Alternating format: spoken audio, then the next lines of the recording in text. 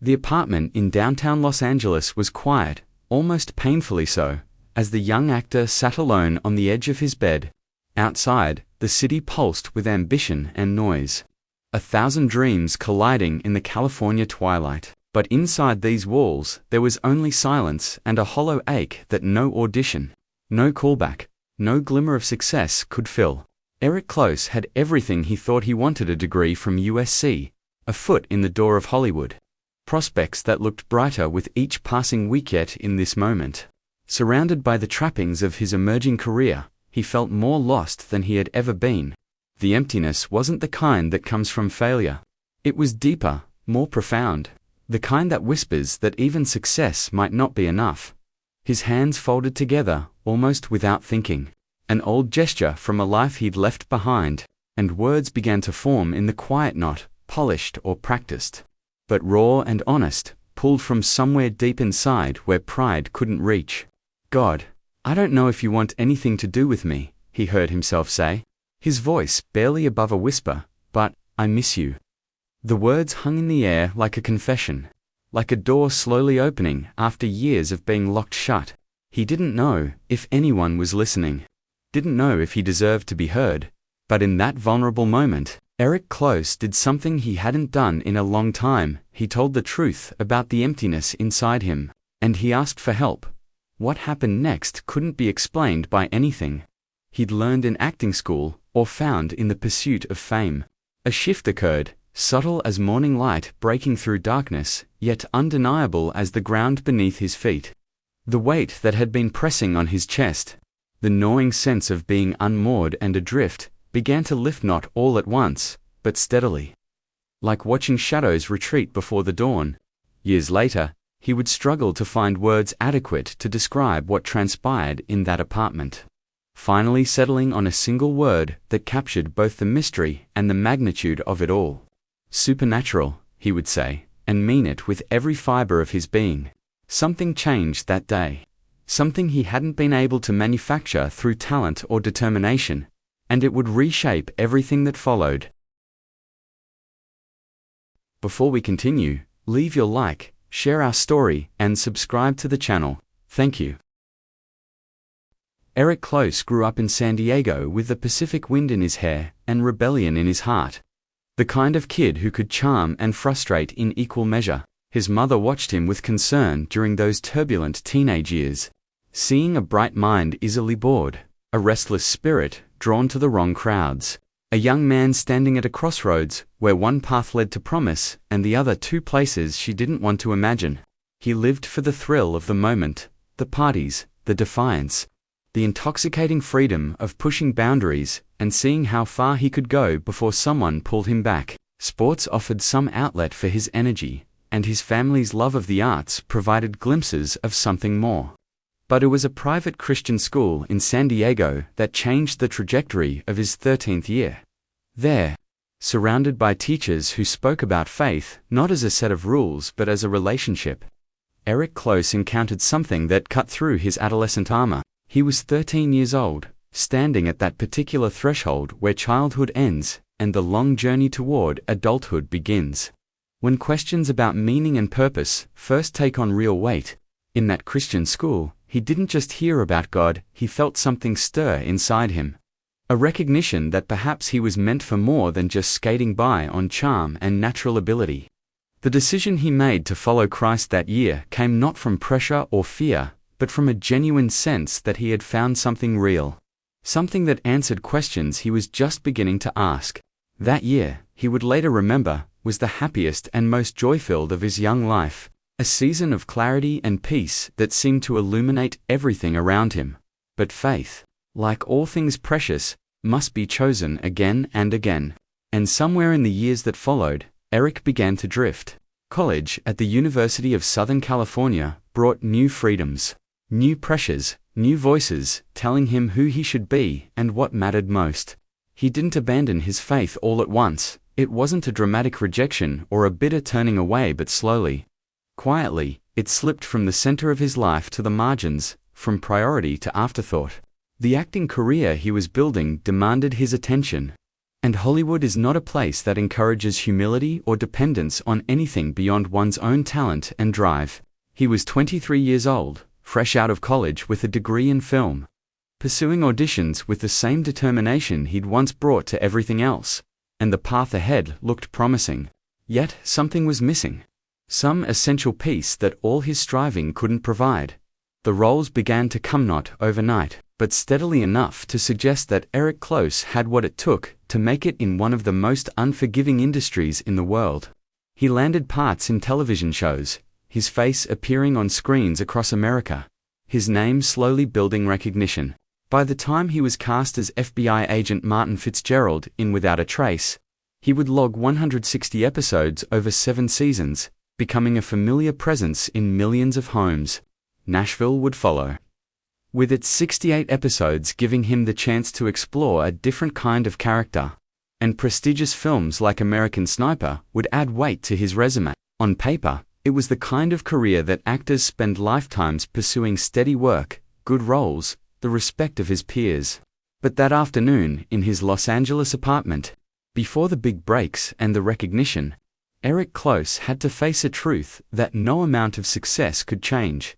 The world he'd entered offered 1,000 ways to fill the emptiness: wealth, the validation that comes from applause and recognition, the intoxicating rush of seeing your face on billboards and magazine covers. Hollywood whispers constantly that the next role, the next award, the next level of success will finally satisfy the longing inside, will finally prove that you are enough. Eric had watched others chase that promise their whole lives, had seen what it did to marriages and families and souls. The emptiness in his chest that day wasn't born of poverty or obscurity. It was the kind that comes from achieving what you thought you wanted, and discovering it doesn't fill the God-shaped hole in your heart. Scripture speaks of gaining the whole world but losing your soul. And sitting there in that apartment, Eric Close understood in his bones what those words meant. He had been trying to satisfy a spiritual hunger with worldly food, and he was starving in the midst of plenty. The voices of his teenage years at that Christian school in San Diego came back to him like echoes across time, not condemning, but calling, reminding him of a joy he had once known and let slip away. He remembered what it felt like to walk through the world with purpose, to believe that his life was part of a larger story being written by hands more skilled than his own.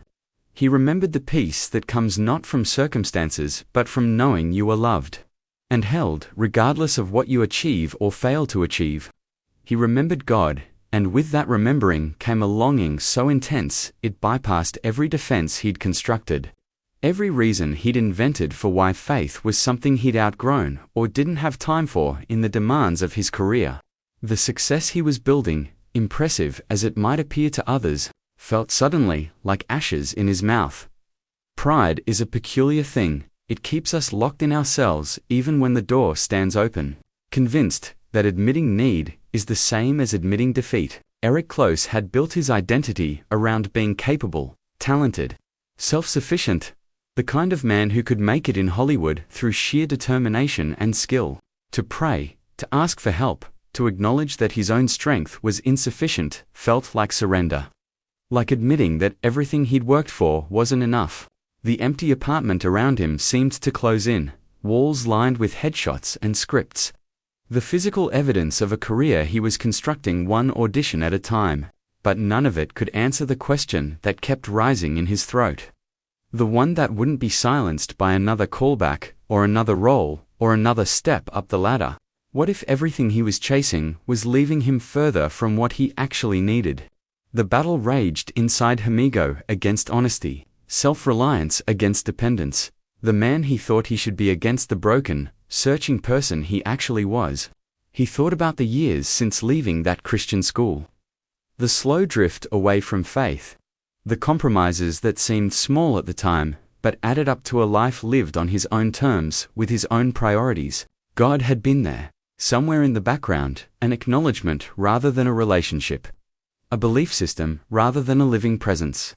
Eric had kept God at arm's length, maintaining just enough connection to call himself a Christian, while refusing the kind of surrender that would cost him control. Now, in this moment of clarity, He saw it all: the emptiness of his self-sufficiency, the poverty of his supposed strength. He had been going his own way for so long that the thought of turning back felt almost impossible, as if the path behind him had been erased by time and choices and all the reasons he'd invented for why he didn't need what he'd left behind. Yet the emptiness wouldn't lie to him anymore, wouldn't let him pretend that success would satisfy or that he could find his way alone.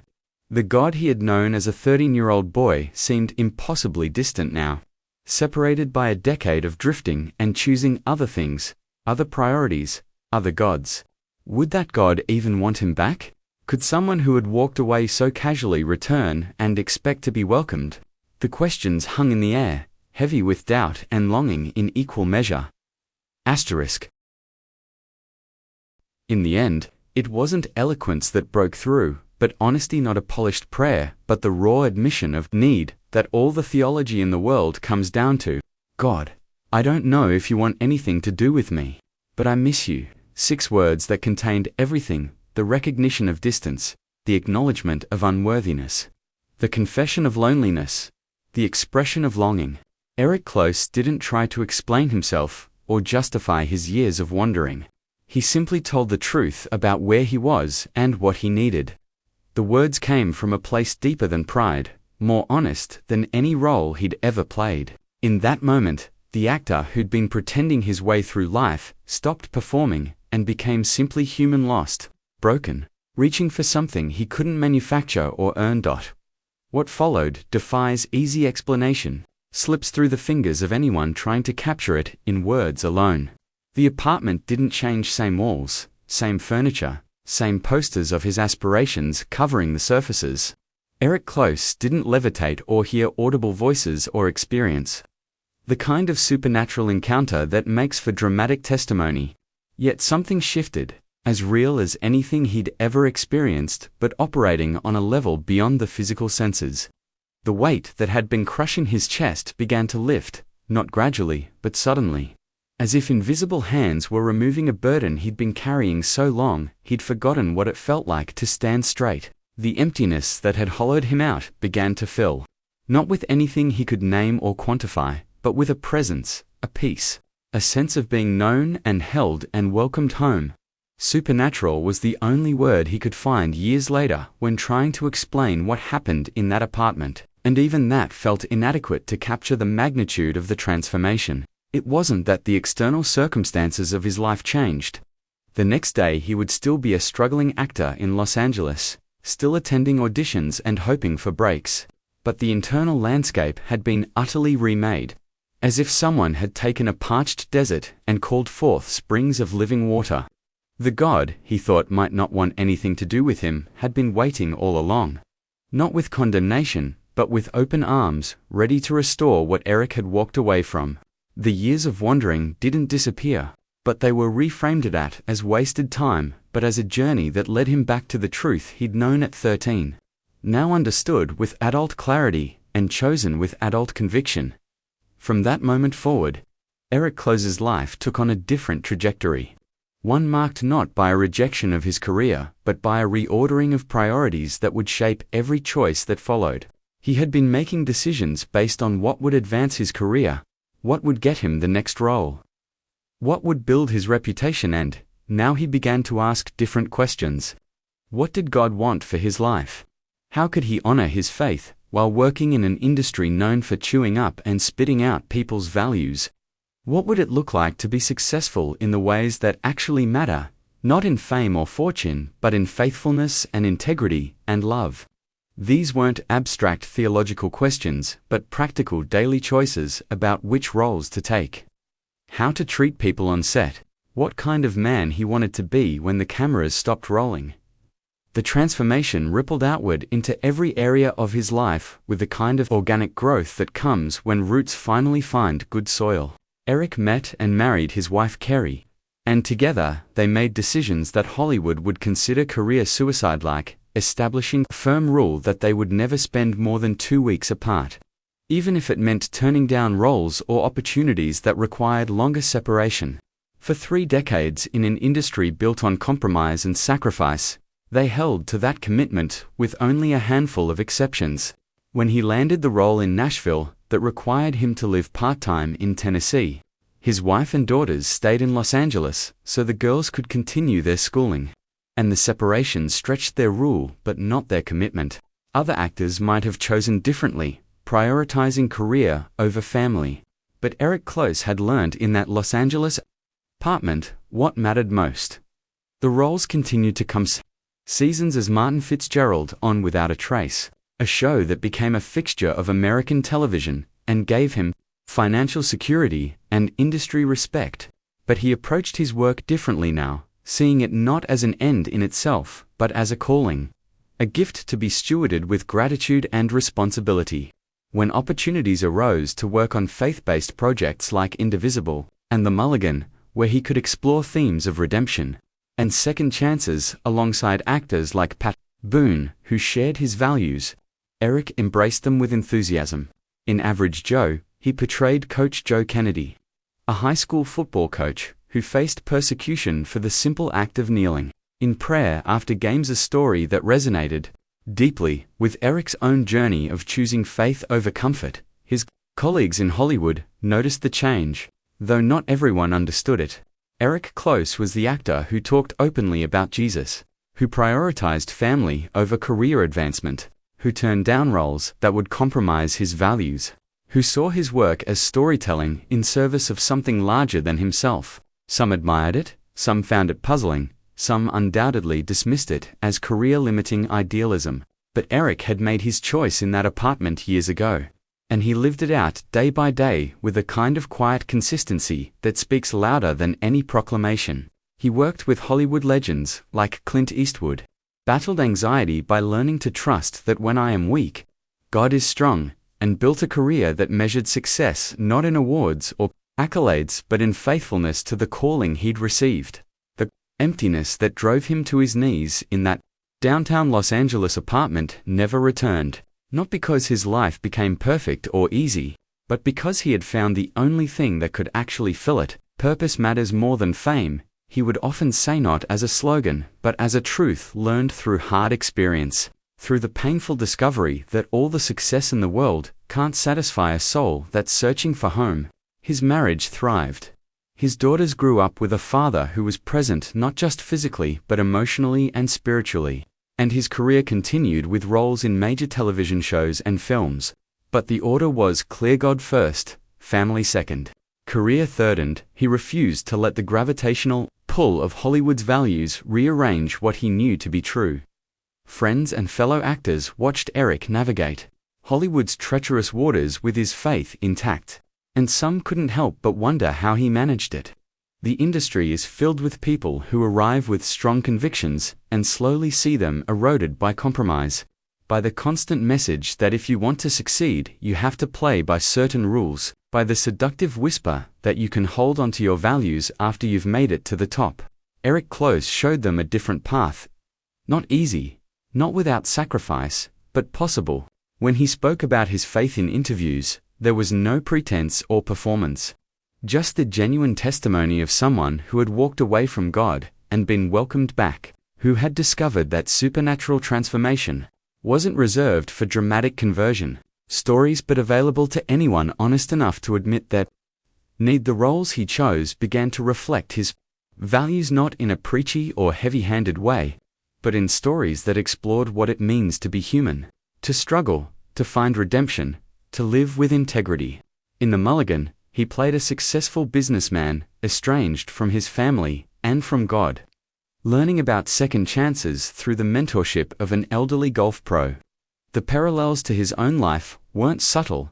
He too had known what it was to have professional success while feeling spiritually bankrupt. He too had experienced the transformative power of turning back to God. When he sat next to Pat Boone at the film screening and watched his co-star reach for tissues as tears streamed down his face, Eric understood they had created something that touched the deep places where people live, the places where success and failure meet faith and doubt. His children grew up watching their father balance a demanding career with unwavering commitment to his marriage and family, seeing firsthand that it was possible to succeed without sacrificing what matters most. They learned not from lectures, but from observation, that faith isn't something you compartmentalize or save for Sundays, but something that shapes every decision, every priority, every choice about what you'll pursue and what you'll let go. When Eric spoke with his daughters about the challenges they faced, he drew on his own experience, the rebellious teenager who'd found faith at 13, lost it in his early 20s, and reclaimed it through a simple, honest prayer in a Los Angeles apartment. He told them about the emptiness that no amount of success could fill, about the supernatural transformation that reshaped everything, about the ongoing choice to put God first, even when it costs you opportunities. Hollywood continued to evolve around him, the industry's values shifting and changing like sand beneath waves. But Eric Close held steady to the anchor he'd found in that moment of honest prayer. He directed episodes of Without a Trace, worked with talented actors across dozens of projects, and built friendships across the entertainment industry. But he never forgot where he came from, never lost sight of the fact that everything he had was a gift, never allowed success to seduce him back into the emptiness he'd escaped. When younger actors asked him how to navigate Hollywood while maintaining their faith, he shared not theories, but testimony, the story of a young man who thought he could make it on his own and learned otherwise, who discovered that admitting weakness was the beginning of true strength. The years have taught Eric Close that the moment of transformation in his Los Angeles apartment wasn't an ending, but a beginning. Not a destination, but the start of a journey that continues with each new day. Faith, he learned, isn't a one-time decision, but a daily choosing. A constant reorienting toward the truth that set him free all those years ago. The world still offers its temptations. The promise that the next level of success will finally satisfy. The whisper that you can't afford to prioritize anything over your career. The suggestion that faith is fine for private life, but shouldn't constrain your professional choices. But Eric has tasted the alternative, has known both the emptiness of chasing worldly success and the fullness of living for something greater. And there is no comparison when he speaks now about his journey. There's a quality of deep contentment that money can't buy and fame can't manufacture. The peace of someone who knows they're living according to their deepest values, who isn't torn between competing loyalties, who has integrated faith and work into a coherent whole. He still battles anxiety, still faces challenges in his marriage and family, still encounters the 1,000 daily temptations to compromise or take the easy path. But he faces them differently now, grounded in the knowledge that he's not alone, that the God who met him in that apartment decades ago continues to meet him in every moment, every choice, every struggle. The supernatural transformation he experienced wasn't a magic wand that made life easy. It was the gift of a relationship that gives meaning to both triumph and trial. His testimony has become a quiet beacon for others in the industry. Proof that it's possible to succeed without selling your soul, to build a lasting career while maintaining your integrity, to work in Hollywood without being consumed by Hollywood's values. Eric Close doesn't present himself as perfect or claim to have all the answers. He's too honest for that, too aware of his own struggles and failures. But he does offer something precious in an industry built on illusion and pretense. The example of someone who chose authenticity over performance, relationship over religion, surrender over self-sufficiency. The actor who once felt lost and empty in a Los Angeles apartment has become a man at peace with himself and his calling. No longer chasing fame, but using his platform to point others toward the source of true transformation. The roles continue to come. The career continues to unfold, but Eric Close has long since stopped measuring success by Hollywood standards. When he looks back on that pivotal moment in his apartment 23 years old, feeling empty despite his prospects, desperate enough to pray an honest prayer, he sees it now as the greatest gift of his life. Everything that followed the successful marriage, the thriving children, the meaningful work, the sense of purpose that infuses his days, all of it traces back to that moment of surrender. That simple admission that he needed what he couldn't provide for himself. The transformation he experienced wasn't earned or achieved. It was received, a gift of grace offered to anyone humble enough to ask and honest enough to admit their need. Looking at the landscape of his life, now 3 decades of marriage, grown daughters, a body of work that includes both major network television and faith-based films, friendships spanning the industry and beyond, Derek Close sees the evidence of God's faithfulness in every chapter. The boy who found faith at 13, lost it in his 20s, and reclaimed it through honest prayer, has become a man who knows that purpose matters more than fame. That relationship matters more than success. That the eternal things matter more than the temporal. Hollywood continues its relentless churn, promising fulfillment while often delivering emptiness. But Eric has found something that neither the industry nor any worldly achievement can provide or take away. He has found home, not in a place, but in a presence. Not in achievement, but in surrender. Not in fame, but in faith.